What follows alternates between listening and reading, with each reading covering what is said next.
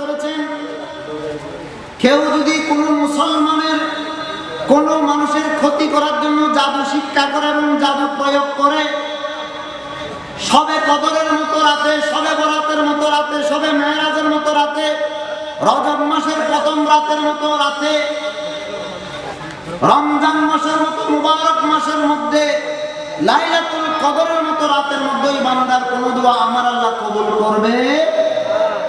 যারা জাদু করে, বানটুনা মারে, মানুষের ক্ষতি করার জন্য, বিশেষ করে আমাদের মা বোনদের কাছে অভ্যাসগুলা বেশি, বৈদ্য বাড়িতে যাওয়া, জাদু টুনা করা, আরেকজনের ক্ষতি করার জন্য বান মারা, সেহের করা, এগুলো অনেক মা বোনের, অনেক মানুষের অভ্যাস আছে। আল্লাহ এগুলা থেকে আমাদেরকে হেফাজত করুন বলে আমিন। আমার নবী বলে এই সমস্ত কাজ যারা করবে তাদের দোয়া সবে কদরেও কবুল হবে। তো যার দোয়া সবে কদরের রাতে কবুল হয় না, তার মতো লানত প্রাপ্ত দুনিয়াতে আর কেউ আছে? আমরা কি লানত চাই না আল্লাহ নিয়ামত চাই? আল্লাহ আমাদেরকে লানত থেকে বেঁচে নিয়ামত অর্জন করার তৌফিক দান করুন আমিন।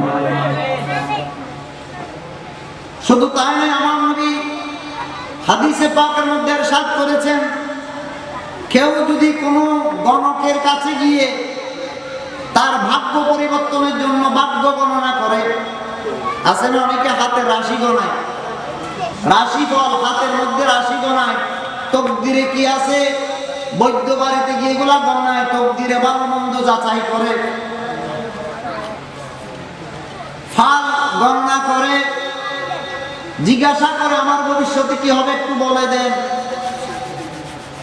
তো বৈদ্য যেটা বলে, জাদুঘরে যেটা বলে, সেটা যদি মান্য করে, শ্রবণ করে, আমার নবী বলে বরাবর 40 দিন পর্যন্ত এই বান্দার কোন ইবাদত আমার আল্লাহ কবুল করবে না। অতএব আল্লাহ আমাদের মা বোনদেরকে, আমাদেরকে হেদায়েত দান করুক আমিন। এই সমস্ত ইসলাম বিরোধী, শরীয়ত বিরোধী কর্মকাণ্ড থেকে বিরত থেকে সদা সর্বদা বিপদে আপদে, সুখে দুঃখে, সর্বাবস্থায় আমরা যেন আল্লাহর উপর তাওয়াক্কুল করতে পারি। যে ব্যক্তি ওয়ামাইয়া তাওয়াক্কাল আলাল্লাহি ফাহুয়া হাসবুহু, আল্লাহর উপর তাওয়াক্কুল করবে, আমার আল্লাহই তার জন্য যথেষ্ট হয়ে যাবে। সুবহানাল্লাহ। তো যার জন্য আল্লাহ যথেষ্ট হয়ে যায়, তার আর কোনো চিন্তা আছে? আমরা যেন এই তাওয়াক্কুল করতে পারি আল্লাহর উপর, আমরা যেন আমাদের ঈমান আকীদাকে জলাঞ্জলি দিয়ে আমরা যেন নষ্ট করে না দেই।